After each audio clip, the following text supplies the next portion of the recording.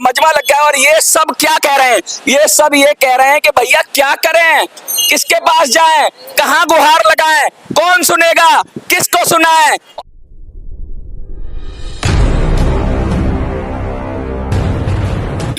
बुजुर्गों के सम्मान में और हम सब मैदान में लगातार हम ये बात कर रहे हैं कि पेंशन जो रुकी हुई है 7 सालों से दिल्ली में, और बुजुर्ग हैं कि लाइन लगा रहे हैं, ऑफिसों में जा रहे हैं, धक्के खा रहे हैं, लेकिन उनको उनका हक और अधिकार नहीं मिल रहा। मैं बता दूं, दिल्ली के अंदर जो पेंशन मिलती है वो कहीं 2000 और 2500 के बीच में, किसी को 2000 मिलती है, किसी को 2500 मिलती है।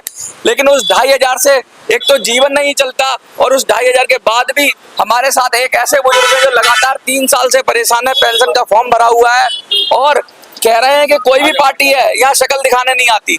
क्या लगता है, कोई पार्टी ये मुद्दा उठाती है बुजुर्गों का? नहीं सर, हमारे लिए तो किसी ने भी कुछ नहीं करा। हम तो उनके ऑफिस में भी जा जाके थक गए हैं। हाँ। मगर वहाँ ये कहते हैं जी कि आम आदमी पार्टी ने बंद कर रखा है। आम आदमी पार्टी के पास जाते हैं, हाँ। ये बीजेपी के हाथ में है। मतलब ये फुटबॉल बना दिया है, बना दिया सर, जनता को फुटबॉल बना दिया है जी। कि आम आदमी पार्टी वाले बीजेपी की तरफ जाओ।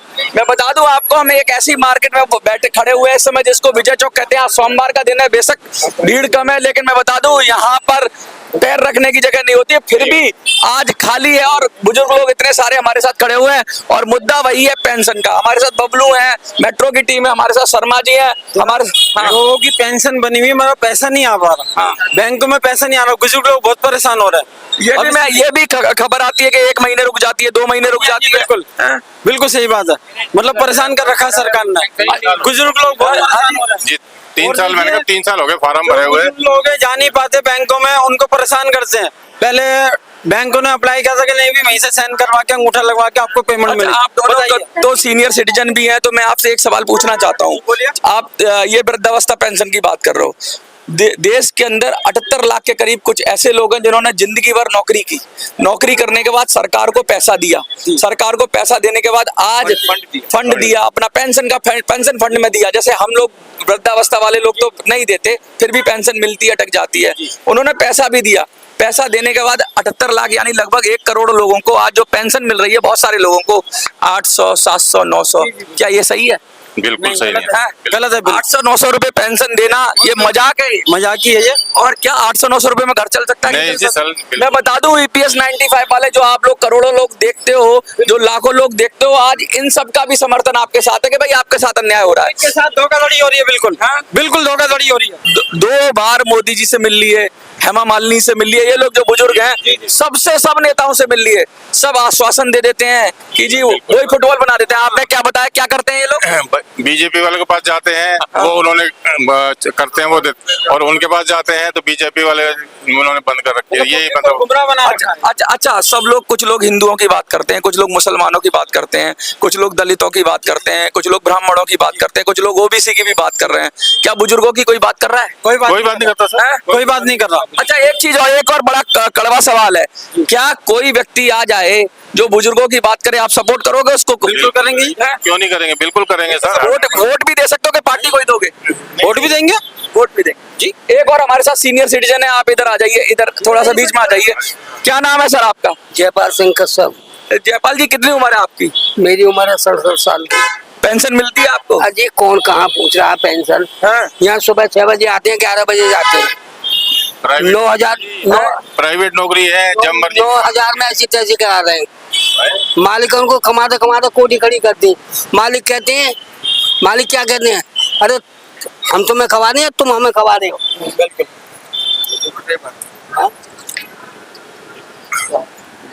देखिए, लगातार ये बात तो हो रही है कि ये तो आप जो नौकरी कर रहे हैं, इस उम्र में आप नौकरी कर रहे हैं, करनी पड़ रही है, आपको मजबूरी है। लेकिन मैं बात कर रहा हूँ कि सरकार की जो योजनाएं होती है, हम सब पूरी जिंदगी आपने टैक्स तो दिया होगा, आप बच नहीं सकते हो, चाहे कैसे भी आप साबुन खरीदोगा, कैसे भी खरीदो, टैक्स दिया होगा। हाँ जी, दिया। तो सरकार की ये जिम्मेवारी बनती है, जब आपकी ना पूरी जिंदगी सरकार को टैक्स दिया, सरकार ने विकास किया देश का उस टैक्स से, तो अब जब बुजुर्ग आप हो गए, सीनियर सिटीजन हो गए, वृद्धावस्था पेंशन लागू करी, तो मिलनी चाहिए ना?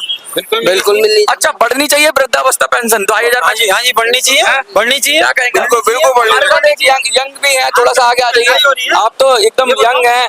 क्या लगता है, कोई पार्टी कोई बुजुर्गों की बात करती है? कोई पार्टी नहीं जी, नहीं बिल्कुल, कोई पार्टी बुजुर्गों की बात नहीं करती। और बुजुर्ग सबको होना है, होला सबको है। और हर किसी के घर में बुजुर्ग है। हाँ जी, बिल्कुल है जी, है। बुजुर्गों के सम्मान की बात करनी चाहिए। करनी चाहिए बिल्कुल। ये जो हवा हवाई मुद्दे हो रहे हैं, जो हवा हवाई मुद्दे चल रहे हैं, क्या इनसे देश चलेगा या जो जमीन की बात करेगा उससे चलेगा? नहीं चलेगा, उससे चलेगा जी, जो जमीन की बात करो उससे चलेगा। ये लगातार ये जो आपको लग रहा है, आप भी एक यंग हो, उम्र है, क्या लग रहा है कि जब वृद्धावस्था में सबसे ज्यादा जरूरत कब होती है पैसे की? सर वृद्धावस्था में वृद्धावस्था में होती है, शरीर भी काम नहीं करता। अच्छा, एक चीज और हम पूछना चाह रहे हैं, अस्पतालों में ये जो बुजुर्गों के लिए लाइन में खड़े रहते हैं बेचारे, एक तो वैसे ही बीमार, लाइन में, ये बंद होना चाहिए, बिल्कुल बंद होना चाहिए। इनके लिए एक्स्ट्रा काउंटर होना चाहिए। अरे बाबूजी दवाई भी नहीं मिलती। हैं? सर सीनियर ऐसा सिटीजन है, के लिए कोई वो है ना अच्छी छोटे तरीके से चपरासी वगैरह, उनको 150 देते हैं तो पर्चा बनवा देते हैं, हाँ। नहीं तो पीछे लाइन में चले जाओ। हाँ हाँ जी, जी बिल्कुल राइट बात है, बिल्कुल। मतलब पीछे लाइन में कर देते हैं। हाँ। और मैंने सुना है काउंटर भी बंद ही रहते हैं सीनियर सिटीजन। काउंटर भी बंद रहते हैं जी, सही बात। देखिए बहुत सारी वृद्धों की हैं? कोई व्यवस्था नहीं है, सब चालू काम हो रहे हैं बिल्कुल एकदम। अच्छा, ये जैसे बहुत सारी पार्टियां हैं, नए नए नेता भी उभर के आते हैं, मार्केट में आ जाते हैं। आपने ही में से किसी ने बोला कि भाई कोई नेता पता नहीं, नाम भी नहीं पता होता, आ जाता है, कहता है मोदी जी के नाम पे वोट दे दो, केजरीवाल जी के नाम पे वोट दे दो, उसका खुद अपना कोई आइडेंटिटी नहीं है। क्या ऐसे लोगों को वोट करना चाहिए? बिल्कुल नहीं सर। ऐसे लोगों को वोट करना नहीं चाहिए? सर, नहीं। जो मोदी के नाम पे वोट मांगे दोगे वोट? जो केजरीवाल के नाम पे वोट मांगे दोगे नहीं वोट? जो मोदी के नाम पे मांगेगा दोगे? बिल्कुल नहीं। साफ साफ कह रहे हैं कि ना केजरीवाल के नाम पे वोट देंगे, ना मोदी के नाम पे देंगे। जो हमारी बात करेगा, जो मुद्दों की बात करेगा, उस पर वोट देंगे। और ये जनता की आवाज है। आपको कहीं किसी ने कुछ लालच दिया कि ऐसा बोलिए? नहीं, हाँ? अभी कोई है? कोई No, लालच? अपने दिल से बोल रहे हैं आप? किसी ने ला अभी कोई लालच हाँ। नहीं किसी ने दिया जी। अच्छा, क्या लग रहा है कि सबसे ज्यादा बुजुर्गों की समस्याएं बहुत ज्यादा हैं, क्योंकि शरीर से भी तंग है, घरेलू हिंसा भी हो जाती है, कभी कभी कह नहीं पाते, कुछ बुजुर्ग ऐसे हैं, तो उनके लिए क्या पुलिस को तुरंत कार्रवाई करनी चाहिए? अजय सुनता कौन है? नहीं सुनता, ठीक बात है, सु- सुनता सु- पुलिस भी जब आएगी लो जी। अच्छा, क्या मतलब पुलिस भी? आप थोड़ा सा आगे आ जाइए, आपसे भी थोड़ी सी बात करूंगा मैं। क्या नाम है सर आपका? कितनी उम्र होगी आपकी? 51। 51। लगता है 8-10 साल में आप सीनियर सिटीजन हो ही जाएंगे। क्या लगता है सीनियर सिटीजन्स का कोई पार्टी बात करती है? कोई भी पार्टी हो, सीनियर सिटीजन्स की पेंशन के बारे में बात करती है? नहीं नहीं करती। कोई भी सब लोग अलग अलग बात करते हैं। कोई धर्म की बात करता है, कोई जाति की बात करता है, कोई ओबीसी की बात करता है, कोई दलित की बात करता है, कोई सवर्ण की बात करता है। क्या वृद्धों की कोई बात करता है? नहीं। अच्छा, सबसे ज्यादा जरूरत किस अवस्था में होती है? पैसे की या परिवार की या अस्पताल की? कौन सी? आफ्टर 60-65। 65 वृद्धों को। तो देखो साफ साफ सबका यही है कि जो जिसको सबसे सरकार कहती है सबसे कमजोर, सबसे गरीब, सबसे लाचार जो है, उसके साथ सरकार को खड़ा होना चाहिए, ऐसा सरकार कहती है। सरकार भी इसीलिए होती है भाई, जो कमजोर है उसको मदद करे। तो सबसे कमजोर तो वृद्ध होता है, शरीर से भी कमजोर होता है, जिंदगी भर कमाता है और कमाने के बाद अपने बच्चों की शादी में पैसा लगा देता है, कभी कभी बच्चे भी नालायक निकल जाते हैं। ऐसी अवस्था में पेंशन जो होती है वो लाठी होती है बुढ़ापे की, और उस लाठी को कोई तोड़ दे तो कैसा लगता होगा उनको? कोई चीट कर दे, जैसे आपने जिंदगी भर पैसा जमा किया कहीं नौकरी करके, बहुत सारे लोग यहाँ पे पीएफ कटता होगा, बहुत सारे लोगों का। किसी का पीएफ कटता है यहाँ पे, प्रोविडेंट फंड? थोड़ी सी बड़ी कंपनी होती है तो पीएफ कटता है, नौकरी ऑर्गेनाइजेशन में कटता भी नहीं है, पीएफ कटता भी नहीं है।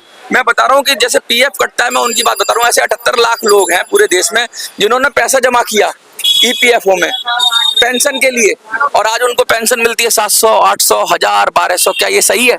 नहीं। 800 रुपए में तो नॉर्मल पेंशन भी 2500 मिलती है दिल्ली के अंदर। 800 में जीवन चल सकता है? जी नहीं। एक बुजुर्ग आदमी सिलेंडर खरीद सकता है 800 रुपए में? ये हाल है। और ये हम खड़े हैं ऐसे मार्केट में, और ये सब कौन है? ये जनता है, ये जनता है, ये सब जानती है। जनता जब अपनी पे उतर आती है तो तुम कितने बड़े शहंशाह हो, तुम कितने ऊंचे पद पे बैठे हो, तुम कितने बड़े नेता हो, तुम्हारा कितना बड़ा नाम है, तुम्हारी कितनी बड़ी हैसियत है, मिट्टी में मिला देती है, मिट्टी में मिला देती है। ये है मिट्टी में मिला देती है, बिल्कुल मिट्टी में मिला। जनता मिट्टी में मिला देती है जब चाहे बिल्कुल तो। सर, बिल्कुल। ये लगातार हम इस बात को उठाते आए हैं, हम ये कहते आए हैं, हम ये कहते हैं। एक और सीनियर सिटीजन हमारे साथ हैं, बुजुर्ग, हम कहेंगे कि उनसे बात करें। हम लोगों की बात करते जा रहे हैं, लेकिन हम ये लगातार EPS 95 की बात कर रहे हैं। 78 लाख लोगों के साथ कैसे अन्याय हो रहा है, हम ये भी बात कर रहे हैं कि किस तरीके से विकलांगों के साथ अन्याय हो रहा है, हम ये बात कर रहे हैं किस तरीके से बहुत सारे। एक और हमारे साथ सीनियर सिटीजन है, हम इनसे बात करेंगे। क्या नाम है सर आपका? विनय भारद्वाज। कोई पार्टी कोई दल, भाजपा, कांग्रेस, आप, सपा, बसपा, डीएमके, एआईडीएमके, जो भी दल है, कोई बुजुर्गों की बात उठा रहा है? नहीं उठा रहा, नहीं उठा रहा। नहीं उठा रहा। क्या लगता है कि बुजुर्गों को सबने दरकिनार कर दिया, सब अपनी अपनी राजनीति में लगे हुए हैं? हाँ बिल्कुल लगे हैं जी अपने दिल्ली में 7 साल से पेंशन बंद है, कोई उठा रहा है? किसी पार्टी ने उठाया? बिल्कुल नहीं उठा। अच्छा, कोई इस विषय को लेकर अगर आपके पास आए कि बुजुर्गों की पेंशन मिलनी चाहिए, पेंशन बढ़नी चाहिए, उनको सम्मान मिलना चाहिए, उनको अस्पतालों में लाइन नहीं लगानी चाहिए, इस मुद्दे पे आप वोट करेंगे? बिल्कुल करेंगे। और क्या ऐसे आदमी को आप पार्टी देखेंगे, कौन सी पार्टी है, या बिगर पार्टी का हट के वोट करेंगे? बिल्कुल बिना पार्टी कट करके। देखिए, हर आदमी ये कह रहा है, ये बड़ी गहरी बात है। एक अनजान आदमी से आप पूछ लीजिए, बस पूछने की जरूरत है। वो पार्टी को नहीं देखेंगे, वो नेता को नहीं देखेंगे, वो बड़े अधिकारी को, बड़े नेता को नहीं देखेंगे, बड़े नाम वाले को नहीं देखेंगे, वो देखेंगे तो मुद्दों को देखेंगे। और मुद्दों की बात कौन कर रहा है? सब बात कर रहे हैं अलग अलग तरीके से, अपनी डपली अपना राग, लेकिन यहाँ खड़े होकर विजय चौक से हम दिखा रहे हैं कि जनता क्या कह रही है। जनता कह रही है कि कोई किसी पार्टी का आया नहीं अभी तक जो वृद्धों की बात करे।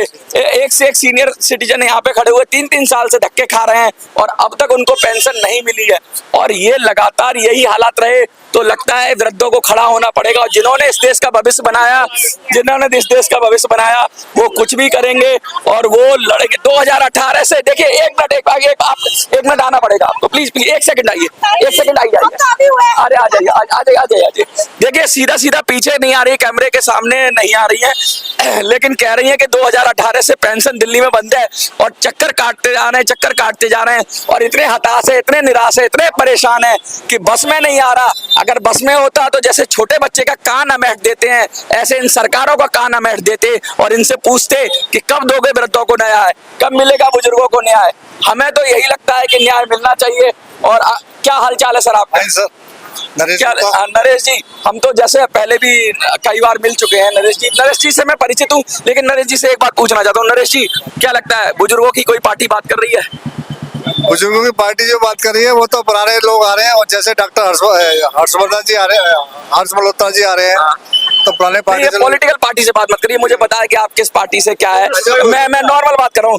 में तो देखो समस्या बहुत है इस। क्या पेंशन की किसी ने बात करी अभी तक, जो 7 साल से मतलब? पेंशन के लिए लोग तो परेशान है, मगर गवर्नमेंट की नीतियां चेंज होती जा रही है, तो देखते क्या नहीं। मैं इसकी बात करूं, राज्य सरकार की बात करूं, 7 साल से पेंशन बंद है। मैं ईपीएफओ की बात करूं, 78 लाख बुजुर्ग हैं पूरे देश के अंदर, 10 साल से परेशान है और क्रमिक अनशन कर रहे हैं। और मोदी जी से लेके हेमा मालिनी जी सबसे मिल लिए, आज तक नहीं हुआ। तो हमें तो सब पार्टियां एक जैसी लगती हैं। आपको क्या लगता है? आप बेशक एक पर्टिकुलर पार्टी की बात कह सकते हैं। अभी क्या है कि सीनियर सिटीजन के लिए स्कीम निकाली गई 70 ईयर्स, 70 साल के बाल वालों के लिए जो है। और रोज नई स्कीम आ जाती है, रोज नया तरीका आ जाता है, लेकिन जो आयुष्मान कार्ड बनाकर दे रहे हैं ना 5 लाख रुपए, उनका फ्री इलाज होगा सारा। अरे जिसने पैसे जमा किए हैं, मैं फ्री इलाज की बात नहीं कर रहा हूँ, मैं ये कह रहा हूँ जिन्होंने पेंशन फंड में कंट्रीब्यूट किया।